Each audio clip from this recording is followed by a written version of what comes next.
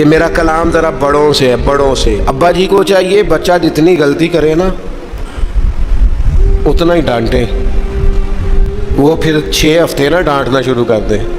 استاد صاحب کو چاہیے کہ جتنی بچے کی کمزوری ہے نا، مجھے پتہ ہے سب سے زیادہ کس بات سے تکلیف ہوتی ہے۔ آپ کے بچے نے غلطی کی ہے، آپ اپنے بچے کو ڈانٹ لیں، سمجھا لیں، آپ کسی اور کے سامنے اس کی تذلیل کبھی نہ کریں، یہ زیادتی والی بات ہے۔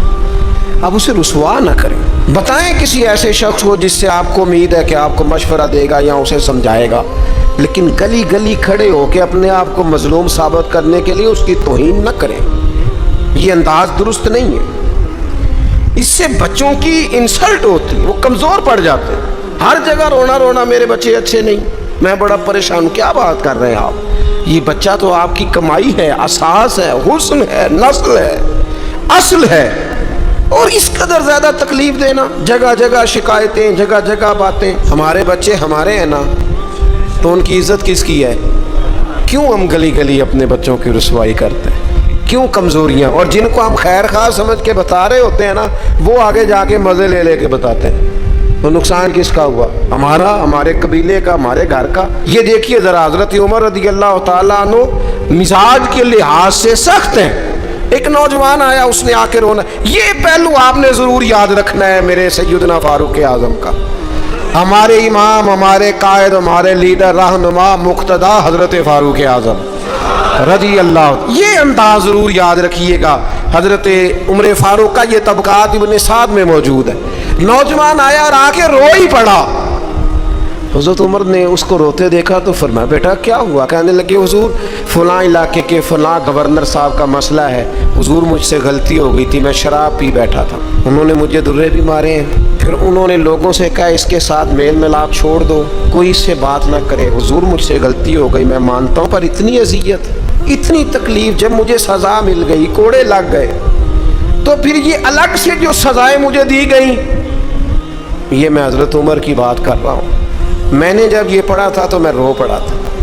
حضرت فاروق اعظم نے اس نوجوان کی بات سنی، سنو میں کیا کہہ رہا ہوں، اس گناہگار کی بات سنی، اس گناہگار کی بات سنی تو حضرت عمر رو پڑے اور فرمایا بلاؤ نا ان گورنر صاحب کو، وہ بھی بڑے سمجھدار باوقار بڑے آدمی تھے، بلایا اور بلا کے فرمایا آپ کا اس جرم پر غصہ بالکل ٹھیک، لیکن آپ کو کس نے اجازت دی کہ آپ اسے اتنی تکلیف دیں؟ آپ نے کوڑے مار لیے جو سزا بنتی تھی، اور پھر آپ نے کیوں کر کے لوگوں سے کہا اس سے ملنا جلنا چھوڑ دیں؟ فرمایا اب میں آپ کو حکمن کہتا ہوں، اگر آج کے بعد آپ نے کوئی ایسا کام کیا تو میں آپ کو سزا دوں گا۔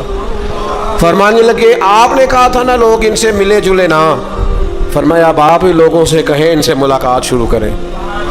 جب انہوں نے توبہ کر لی، اپنا گناہ مان لیا، جب اقرار کر لیا، معافی مانگ لی، اب سزا کا کیا معنی ہوا؟ اب تکلیف کا کیا معنی ہوا؟ سیدنا فاروق اعظم رضی اللہ تعالیٰ عنہ فرمانے لگے اگر یہ سچی توبہ کر لے تو پھر تو ان کی گواہی بھی قبول کی جائے گی، ان کی گواہی تک ہم قبول کریں گے۔ وہ کسی نے کہا تھا الجھے الجھے بکھرے بکھرے روز و شب دیکھے گا کون، لوگ تیرا جرم دیکھیں گے سبب دیکھے گا کون۔